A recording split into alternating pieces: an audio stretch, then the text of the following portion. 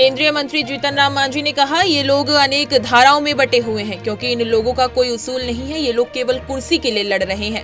प्रधानमंत्री नरेंद्र मोदी देश के विकास और प्रतिष्ठा के लिए लड़ रहे हैं। पहले भी मैं कहा था कि एक जीव होता है जिसको तौला नहीं जाता है एक तराजू पर, उसी प्रकार से इंडिया के लोग जो हैं अनेक धड़ा में बटे हुए हैं, इसलिए कि उनका कोई वसूल नहीं है। वो लोग सिर्फ कुर्सी के लिए लड़ रहे हैं।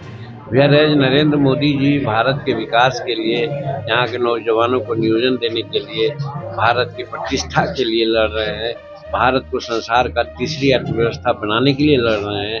तो वैसी परिस्थिति में इधर एनडीए के लोग एकदम एनडीए के लोग काफ़ी यूनाइटेड हैं और वो लोग सब ताश के पत्ते हजार हुए, को यहाँ गिरा को वहाँ गिरा।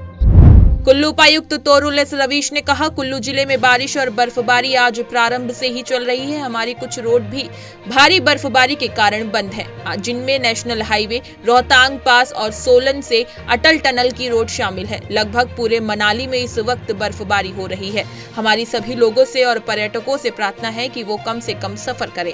कुल्लू में बारिश और बर्फबारी आज अर्ली आवर से चल रही है 2-3 बजे से, और हमारी जो मेन 3 रोड्स हैं वो अभी स्नोफॉल की वजह से बंद है। एक NH305 सोजा के ऊपर जलोड़ी पास की तरफ, दूसरा जो रोहतांग पास है जो कि अब अप्रैल मई में ही खुलेगा, और तीसरा जो हमारी सोलन से अटल टनल की रोड है वो भी बंद है। सोलन तक भी सिर्फ 4x4 व्हीकल्स को ही अलाउ किया जा रहा है, बाकी जनरल ट्रैफिक नेहरू पुल तक चले। इसके सिवाय निर्मल डिवीजन में भी 2 सड़कें बंद है।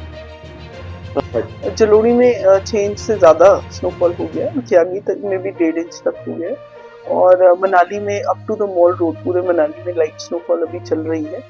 और हमारे सभी टूरिस्ट से और सभी लोकल लोगों से यही रिक्वेस्ट है कि आप मौसम को ध्यान में रखते हुए ही मिनिमम ट्रैवल करें। आप जहाँ पे हैं वहीं पे वेदर का मजा लें और मिनिमम मूवमेंट करें। आम आदमी पार्टी उम्मीदवार गोपाल राय ने नामांकन दाखिल करने के बाद कहा, बाबरपुर विधानसभा के लोगों ने 2 बार मुझे विधायक बनाया।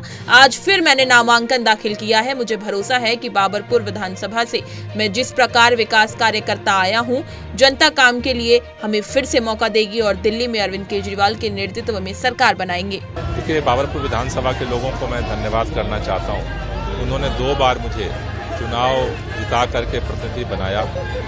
इस बार फिर हमने आज नामांकन किया है आम आदमी पार्टी की तरफ से।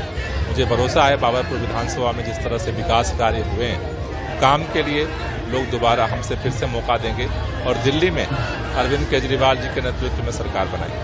सर, नमेश जी ने फिर एक बारी किसी के लिए बयान दिया है, क्या कहेंगे? देखिए, भारतीय जनता पार्टी के पास न तो चेहरा है कोई, न नेता है, न कोई नीतियाँ हैं उनके पास, और न तो नियत है।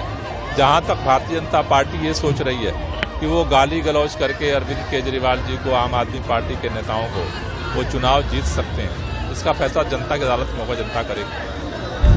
बीजापुर में हुए आईईडी विस्फोट पर छत्तीसगढ़ के उप मुख्यमंत्री विजय शर्मा ने कहा, ये नक्सलियों की कायराना हरकत है। उन्होंने जगह जगह आईईडी बिछाकर रखे हैं, उसमें सुरक्षा बल के जवान, आम नागरिक और जानवर भी हताहत हो रहे हैं। कल सुरक्षा बल के 2 जवान आईईडी की चपेट में आए थे। दोनों को अस्पताल में भर्ती कराया गया है और दोनों सुरक्षित हैं। कायराना हरकत है नक्सलियों का, जगह जगह आईईडी बिछाकर रखे हैं, उसमें जानवर भी हताहत हो रहे हैं, आम नागरिक भी हताहत हो रहे हैं और सुरक्षा बल के जवान भी हताहत हो रहे हैं। सुरक्षा बल के जवानों को 2 जवान कल आईईडी की चपेट में आए थे सर्चिंग के दौरान। एक के पैर में लगा है, एक के चेहरे में लगा है। दोनों को ही रायपुर शिफ्ट किया गया है और दोनों ही सुरक्षित हैं। जान का खतरा नहीं है। मिल्कीपुर उपचुनाव पर भाजपा प्रदेश अध्यक्ष भूपेंद्र सिंह चौधरी ने कहा, एक बड़े अंतर से भाजपा इस उपचुनाव को जीतने जा रही है। लोकसभा चुनाव में विपक्ष ने एक नकारात्मक एजेंडा चलाकर लोगों को गुमराह करने का काम किया था। जनता समझ चुकी है। विधानसभा उपचुनाव बड़े अंतर से भाजपा जीती है। मिल्कीपुर भी भाजपा जीतेगी। विधानसभा का उपचुनाव मिल्कीपुर का 5 फरवरी को लोग यहाँ मतदान करना है। भारतीय जनता पार्टी ने अपने एक समर्पित कार्यकर्ता, हमारी पार्टी के वरिष्ठ नेता चंद्रभानु पासवान जी को प्रत्याशी बनाया है और मुझे विश्वास है जिस प्रकार से उनकी लोकप्रियता है, जनता उनके साथ है और उसके आधार पर एक बड़े अंतर से भारतीय जनता पार्टी इस उपचुनाव को जीतने जा रही है।